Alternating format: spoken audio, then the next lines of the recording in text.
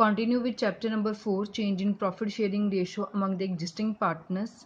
In this video, we are going to discuss another topic of this chapter, that is revaluation of assets and reassessment of liabilities. अब इस topic में basically हमने यही सीखना है कि जब कंपनी के पार्टनर्स अपनी रेशो को चेंज करने लगे हैं तो न्यू रेशो इम्प्लीमेंट करने से पहले वो चाहते हैं कि जितनी भी एसेट्स और लाइबिलिटीज़ है उनकी दोबारा रीवैल्यूएशन हो, लाइबिलिटीज़ को दोबारा रीअसेस किया जाए, सो दैट कि जब हमने न्यू रेशो से वर्किंग करनी स्टार्ट करनी है तो सभी एसेट्स और लाइबिलिटीज़ जितनी कंपनी में एग्जिस्ट करती हैं वो हमें उनके एक्चुअल बैलेंसेस पता हो। तो हम रीवैल्यूएशन अकाउंट अब इसमें सीखेंगे। रीवैल्यूएशन अकाउंट सिर्फ एसेट्स और लाइबिलिटी से ही रिलेटेड है और इस केस में हमने सिर्फ एसेट्स और लाइबिलिटीज़ का चेंज ही बताना है कि कौन सी एसेट कितनी अमाउंट से इंक्रीज़ करी या कितने के साथ डिक्रीज़ करी। सिमिलरली जो जितनी भी लाइबिलिटीज़ हैं उनको दोबारा रीअसेस किया जाएगा, कितना उनमें इंक्रीज़ आया, कितना उनमें डिक्रीज़ आया। So let us start with question number 21। One more thing, it is very important topic, क्योंकि अगर हमें रीवैल्यूएशन अकाउंट सही बनाना आएगा तभी हम आगे जो फर्दर स्टेप्स है जैसे पार्टनर्स कैपिटल अकाउंट और बैलेंस शीट, तभी इसको बिल्कुल सही बना पाएंगे। अगर हमें रीवैल्यूएशन नहीं आया तो हमारा पार्टनर्स अकाउंट भी गलत होगा और हमारी बैलेंस शीट भी गलत बनेगी। ठीक है, so it is very important, इसको ध्यान से समझना। Question number 21 is Ashish, Akash and Amit are partners sharing profits and losses equally. तीन पार्टनर्स हैं, तीनों की प्रॉफिट शेयरिंग रेशो है इक्वली का मतलब 1:1:1। The balance sheet as at 31 March 2020 was as follows. आपको एक बैलेंस शीट गिवन है और फिर बैलेंस शीट के अंदर भी आपको काफ़ी आइटम्स गिवन है। एडजस्टमेंट्स में आपको गिवन है the partner decided to share profits in the ratio of 2:2:1। अब पार्टनर्स ने डिसाइड कर लिया है कि हमारी न्यू रेशो होगी 1 अप्रैल से 2:2:1।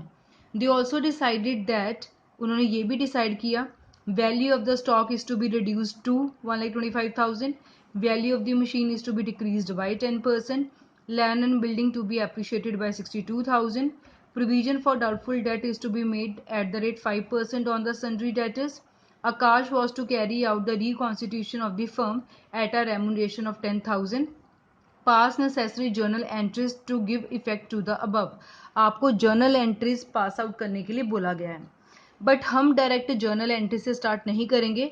हम वर्किंग नोट पे पहले एक रीवैल्यूएशन अकाउंट बनाएंगे और फिर जो क्वेश्चन में हमें बोला गया है कि जर्नल एंट्री पास करो, फिर हम वो करेंगे, क्योंकि अकाउंट से journal entry banana is very easy.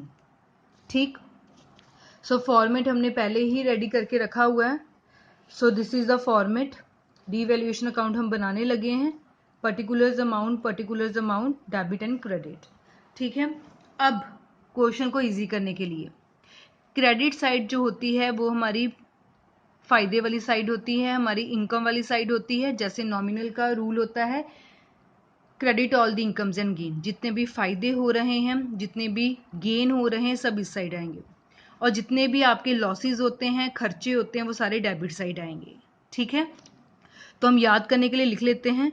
अगर कोई एसेट हमारी इंक्रीज करे तो हमें फ़ायदा होता है, अगर हमारा कोई उधार लाइबिलिटी कम हो जाए तो हमें फ़ायदा होता है, और अगर हमारी कोई अनरिकॉर्डेड एसेट, हमें एक न्यू एसेट का पता लगे तब भी हमारे लिए फ़ायदा होता है। सो एसेट बढ़े तो फ़ायदा, लाइबिलिटी कम हो तो फ़ायदा, अनरिकॉर्डेड एसेट का पता लगे तो फ़ायदा। इसके बिल्कुल ऑपोजिट हमें लॉस होता है कि जब एसेट कम होती है लॉस, लाइबिलिटी उधार बढ़ जाते हैं तो लॉस हो जाता है, एक न्यू उधार का पता लगेगा तो भी लॉस हो जाएगा, अनरिकॉर्डेड लाइबिलिटी। ये चीज़ें आपने हमेशा ही क्वेश्चन की स्टार्टिंग में लिख लेनी है, सो दैट कि जब भी हम क्वेश्चन को सॉल्व करने लगे हमारा टाइम भी सेव हो और प्लस हमारी कोई गलती भी ना हो। So let us start. आपको बैलेंस शीट गिवन है, ठीक है। एडजस्टमेंट्स में देखते हैं, सबसे पहले कहा गया है value of stock to be reduced to ₹1,25,000 कि स्टॉक की कीमत कम करके अब 1,25,000 कर दो। तो पहले स्टॉक की कीमत कितनी थी? 1,40,000। अब वो कह रहे हैं कि इसको कम करके कर दो 1,25,000। स्टॉक हमारे लिए एसेट होता है, अब एसेट जब डिक्रीज करेगा तो हम कौन सी साइड दिखाएंगे? एसेट जब डिक्रीज करता है तो हम डेबिट साइड दिखाते हैं, क्योंकि हमारा लॉस होता है। सो टू स्टॉक, पहले स्टॉक था 1,40,000 का, अब वो बोल रहे हैं कि इसकी वैल्यू कम करके कर दो 1,25,000। सो मतलब इसमें डिफरेंस कितना आ गया, 15,000 का। सो कंपनी का स्टॉक कितने के साथ कम हो गया, 15,000 का। हमने रीवैल्यूएशन अकाउंट में सिर्फ डिफरेंस दिखाना है, कितने से इंक्रीज हुआ या कितने से डिक्रीज हुआ, ठीक है। जब टी और टू लिखा जाता है तो इसका मतलब होता है कि अब उसकी कीमत 1,25,000 होगी। तो हम खुद ही ढूंढेंगे कि पहले 1,40,000 थी, अब 125 होगी, तो मतलब बीच में डिफरेंस कितना आ गया, 15,000 का, ठीक है। Second point, value of machine to be decreased by 10%। Machine की वैल्यू 10% से कम कर दो। मशीन थी हमारी 2,50,000 की, ये हमें बैलेंस शीट से पता लगा। अब इसकी वैल्यू कम करनी है तो मशीन एसेट है, जब एसेट कम होता है तो कौन सी साइड दिखाते हैं, डेबिट साइड। सो लिख लिया, टू मशीनरी, मशीन की कीमत है 2,50,000। अब बोला गया है कि इसकी वैल्यू 10% से कम कर दो। सो 10% से कम करने के मतलब इसमें कितना डिक्रीज आ गया, 25,000, ठीक है। एक बात याद रखना, अगर क्वेश्चन में TO2 या AT एट आता है तो आपको डिफरेंस खुद ढूंढना पड़ेगा, जैसे हमने स्टॉक के केस में किया। और अगर क्वेश्चन में BY बाय लिखा आता है तो जो भी वैल्यू आपको गिवन है आप डायरेक्ट वही लिख लोगे, तो आपको डिफरेंस खुद नहीं ढूंढना। जो कैलकुलेट करके आ गया, जैसे इस केस में मल्टीप्लाई करके जो आया मैंने डायरेक्ट वही लिख दिया, क्योंकि BY बाय में आपको डायरेक्टली बताया जाता है कि कितने से इंक्रीज हुआ कितने से डिक्रीज हुआ, चेंज आपको पहले गिवन है। और टू और एट में हमें खुद चेंज को ढूंढना पड़ता है, इसलिए हम डिफरेंस कैलकुलेट करते हैं।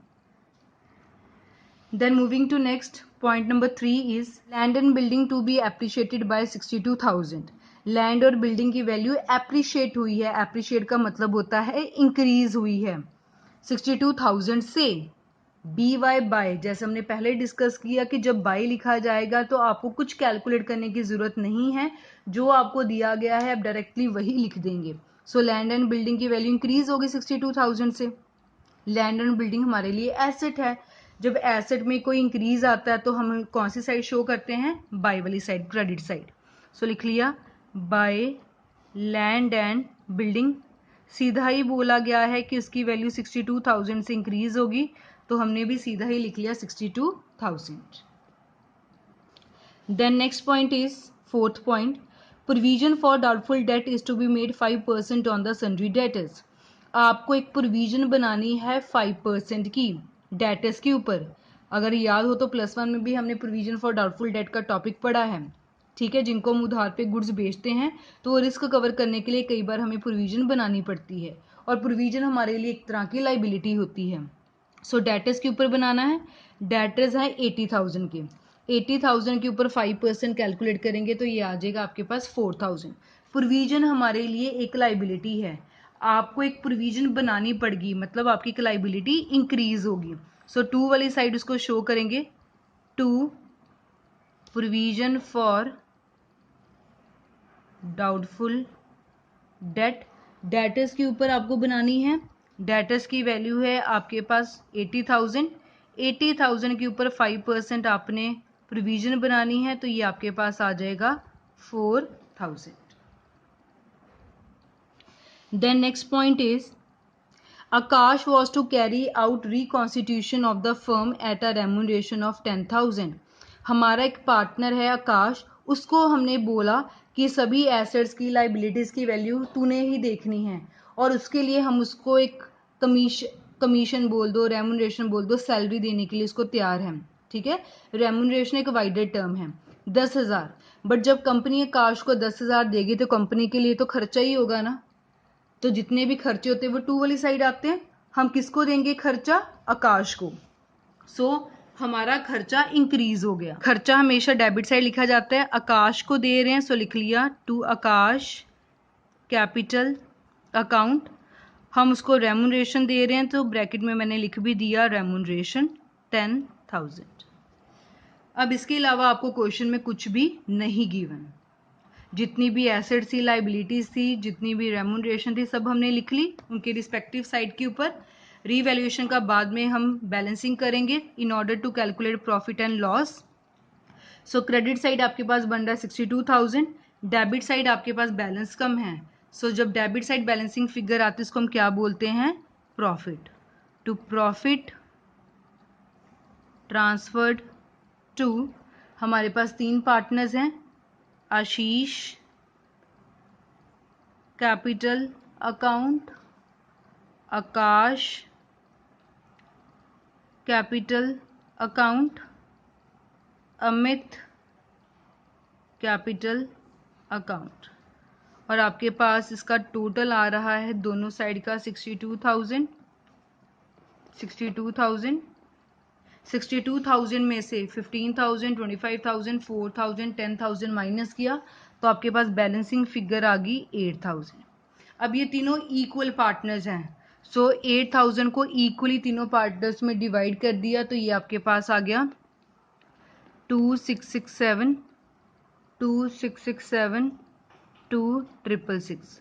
8,000 पूरा करना था इसलिए लास्ट वाले केस में 7 नहीं लिखा, राउंड ऑफ करके इसको 66 ही रहने दिया। हमेशा एडजस्टमेंट हम लास्ट वाले पार्टनर में ही करते हैं। क्लियर? ये अब हमारा रीवैल्यूएशन अकाउंट रेडी हो गया। बट हमें क्वेश्चन में मेन बोला गया था कि आपको जर्नल एंट्री पास आउट करनी है। सो जैसे हमने चैप्टर नंबर 2 में जर्नल एंट्री बनाना सीखा, सेम इस केस में भी ऐसे ही है। जैसे आप रीवैल्यूएशन अकाउंट में जर्नल एंट्री डालने लगे हो, सो अगर आप डेबिट साइड की एंट्री डालोगे तो रीवैल्यूएशन को डेबिट करेंगे, अगर आप क्रेडिट साइड की डालोगे तो रीवैल्यूएशन को क्रेडिट करेंगे। ठीक है? फॉर एग्जाम्पल जैसे फर्स्ट एंट्री आपकी बनेगी revaluation account debit to stock to machinery. Clear? Second entry बन जाएगी revaluation account debit to provision for doubtful debt. Next entry बन जाएगी revaluation account debit to Akash capital account. इसके बाद प्रॉफिट की एंट्री डालनी है revaluation account debit to Ashish, Akash, Amit. Fine. इस केस की जब हम एंट्री डाल रहे हैं डेबिट साइड की तो हमने रीवैल्यूएशन को डेबिट करना है और अंदर वाली आइटम्स को क्रेडिट करना है, और अगर हम क्रेडिट साइड की डालेंगे तो रीवैल्यूएशन को क्रेडिट करना है, अंदर वाली आइटम को डेबिट करना है। तो ये बन जाएगा land and building account debit to revaluation. Fine. So ये रीवैल्यूएशन की एंट्रीज अब आप खुद देखना कैसे डालनी है, मैंने आपको ऑरली बता दिया। पहली entry revaluation account debit to stock to machinery, second entry revaluation to provision for doubtful debt, third entry revaluation to Akash capital account, fourth entry revaluation to Ashish, Akash, Amit. Fine. And उसके बाद एंट्री डल जाएगी land and building account debit to revaluation. अब देखते हैं, ये तो हमने सिर्फ रीवैल्यूएशन की एंट्री डाली, बट क्वेश्चन में आपको बोला गया था जो भी एंट्रीज बनती है सभी डालो। अब सभी का क्या मतलब हुआ, अगर हम बैलेंस शीट की तरफ ध्यान दें तो बैलेंस शीट में आपको जर्नल रिजर्व गिवन है, जर्नल रिजर्व की भी जर्नल एंट्री डालेंगे, और एसेट साइड आपको एडवर्टाइजमेंट से एक्सपेंस भी गिवन है तो ये भी हमारे लिए लॉस है, इसकी भी एंट्री डलेगी।